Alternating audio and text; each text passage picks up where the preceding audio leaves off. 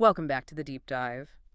Today, we are going to perform maybe a bit of an exorcism. An exorcism. Okay, that is a very dramatic way to start. I feel like it's necessary Yeah. because look at the topic, the strategist. Yeah.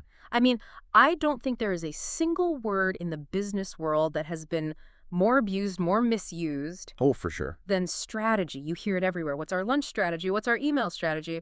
It's just become this fluffy word people use to sound smart. You're not wrong. It's like the glitter of the corporate world. You just sprinkle it on a sentence. Make it look expensive. Yeah.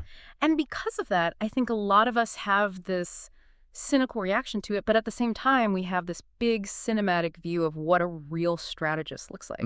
I picture, a CEO in a bespoke suit, standing in a glass tower, moving chess pieces around. It feels elite, distant, and honestly, it feels like something you only get to do when you're 60. That's the whole great man theory of history, but, applied to corporate life, Yeah. the lone genius on the mountaintop. But that is exactly why we're diving into this today.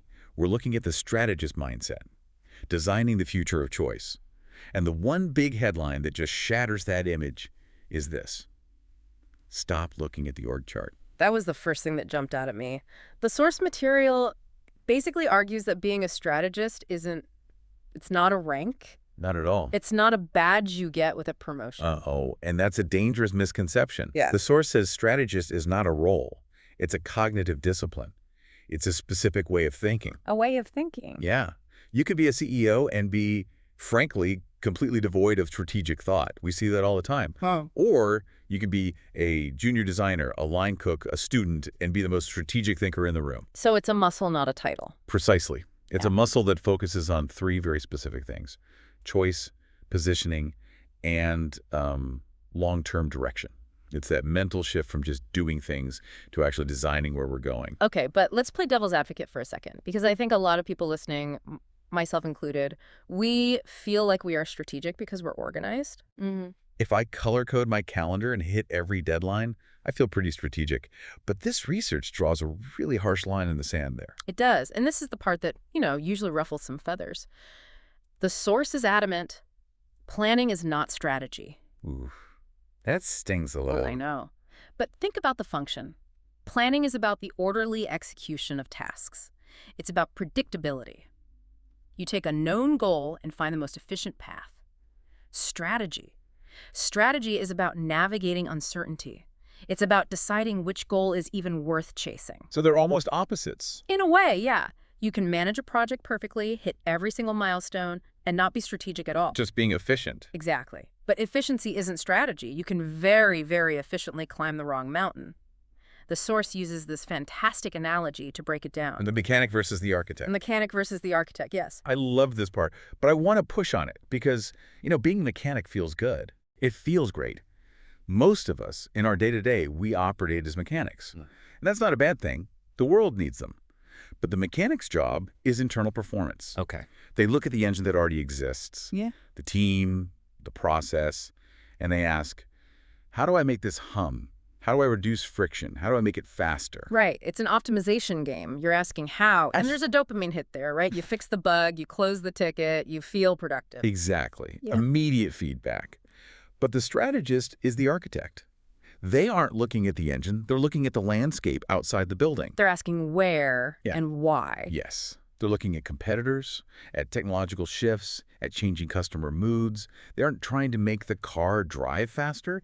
They're asking if we should even be building a car, or if maybe we should be building a plane. That's the terrifying part, though, isn't it? The mechanic has data. The engine purrs, or it doesn't. The architect is just dealing with ambiguity. Completely. If I start asking, why are we even doing this in a meeting, I'm just the annoying guy slowing things down. You might be.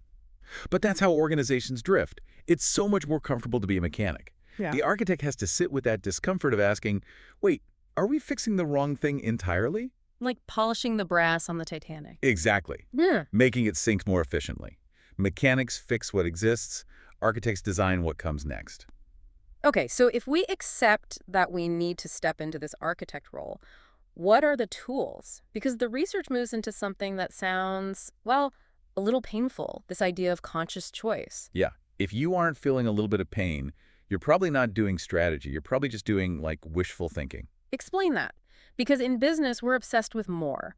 We want growth and profit. We want quality and You speed. want to do everything. Yes, we want to serve the huge enterprise client and the tiny startup.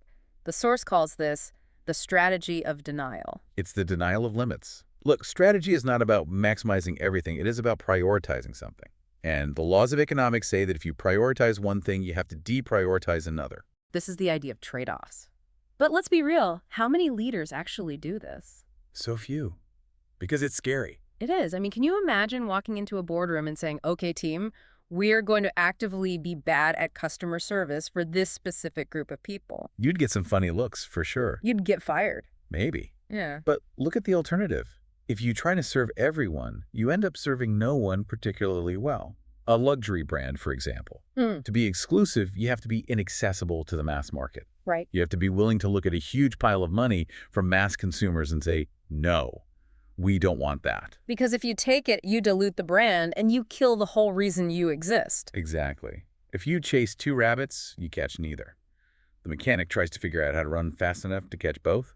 The strategist chooses one rabbit and lets the other one go. I like that. So the strategist's job is actually to reduce options, not increase them. That is a brilliant way to put it. Strategy is a constraint. It signals to the organization, focus all your energy here and do not waste a single calorie over there. But that feels like weakness. Saying no feels like you're leaving opportunity on the table. It feels like a loss. Humans are loss averse. But the source argues that trade-offs are the foundation of your advantage. If you try to be everything to everyone, you end up being average to everyone. And average is the kill zone. So if I'm listening to this and I want to audit my own thinking, if I can't name the things I've actively decided not to do, I probably don't have a real strategy. That's the litmus test. If your strategy is just a list of ambitions, be the best, delight customers, that's a prayer, not a strategy. A real strategy says, we will win by sacrificing this to gain that. Which leads us to the dimension of time, because making those sacrifices, that usually means you're betting on a payoff way down the road. Oh, absolutely. The tyranny of the present. My horizon is usually, what's due by 5 p.m., you know? The source calls this the tyranny of immediate demands. Emails, Slack messages, fires to put out.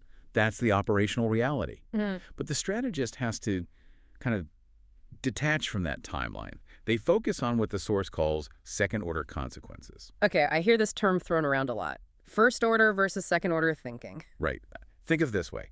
First-order thinking is simple cause and effect. I'm hungry, so I eat a donut. Problem solved. I can relate to that level of thinking. We all can. But second-order thinking asks, and then what? If I eat the donut, my blood sugar spikes, then it crashes. I'm tired at 2 p.m., I don't finish my work. And suddenly the donut wasn't such a great idea, so what's the corporate donut? The corporate donut is the quarterly discount. A manager says, we're missing our numbers, let's slash the price by 20%. First order effect. Sales go up, high fives all around, the mechanic fixed the engine. Right. But the strategist is in the corner asking the second-order question. And then what? If we train our customers to always wait for a discount, will they ever pay full price again?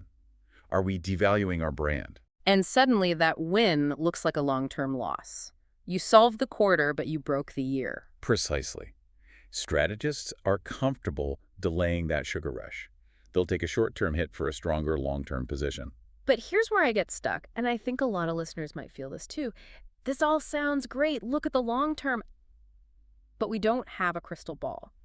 How can you design for the long term when you don't even know what next year looks like? Isn't that just guessing? You've hit on the critical point. Okay. And the source makes a huge distinction here.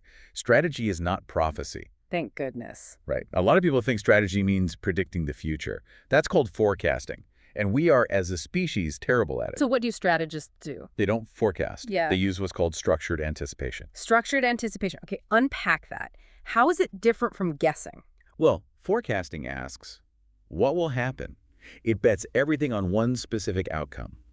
Structured anticipation, or scenario planning, asks a different question.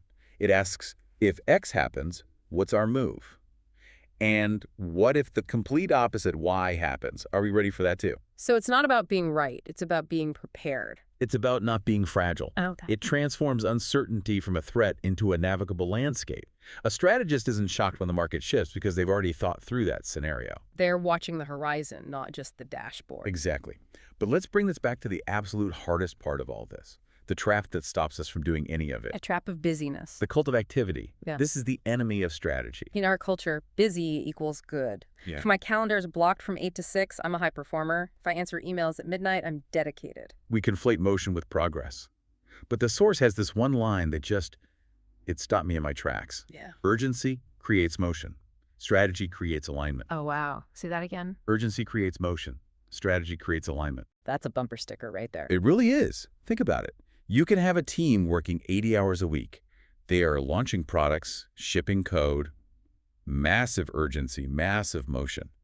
But if they're all running full speed toward a cliff, That motion is actually destructive. It's almost better if they stayed in bed. literally, yes. Strategists get that sometimes the most strategic decision can look like inactivity. That is such a hard sell. Try telling your boss, I'm being strategic by not doing anything. Well, you have to frame it right. But it's about active restraint. Choosing not to enter a hot new market. Choosing not to copy a competitor's shiny new feature. It's the discipline to wait. It's about coherence. If you chase every shiny object, your business becomes a Frankenstein's monster. A little bit of this, a little bit of that. Strategists protect the coherence of the whole thing by saying no to the distraction of busyness. So we've covered a lot, the architect, the sacrifice, the long game.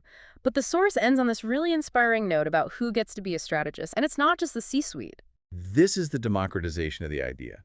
If strategy is just a way of thinking, a literacy of choice, then who else is a strategist? And the answer is basically anyone. Anyone who asks directional questions before operational ones. Give us some of the examples from the source, because I found them really grounding. Okay, well, take a student deciding on a major.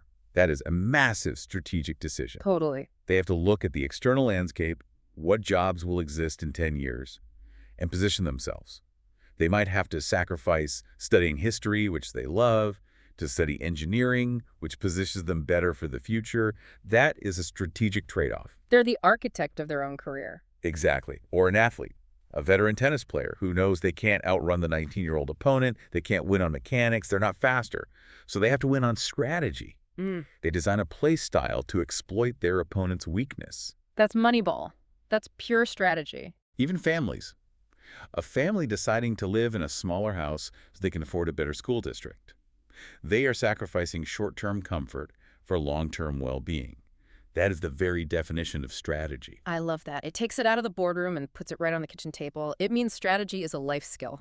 It's a literacy. We live in a world that is noisy and complex. If you don't have this literacy, if you can't read the landscape and make conscious choices, you just drift. And nobody wants to be a passenger in their own life. Exactly. You have to grab the wheel. So for the listener who's maybe sitting in traffic right now, staring at a calendar full of mechanic work, what's the first step? How do they flip this switch? It starts with permission. Give yourself permission to just lift your head up. Okay. Stop only managing what exists and start designing what comes next. You don't need a new title. You just need to change the questions you ask. So instead of, how do we get this done by Friday? Ask, should we be doing this at all? Instead of, how do we please this one angry customer? Ask, is this the right kind of customer for our future? It's about taking ownership of the direction, not just the speed. Spot on. Strategy is a mindset, not a document. And it's available to anyone brave enough to make a choice. We've really unpacked a huge amount today, from the architect versus the mechanic to the pain of real trade-offs. It's a lot to chew on, but it's the kind of thinking that really changes things. We always like to leave you with a little provocation, something to carry with you. We talked a lot about the power of saying no. The strategic negative. So here's the question we want you to mull over. If strategy is defined by what you choose not to do, what is one urgent activity you're doing right now that you should actually stop doing today to secure your position for tomorrow? That's the scary question. What are you going to kill? Think about it. And hey, thanks for diving deep with us. See you next time.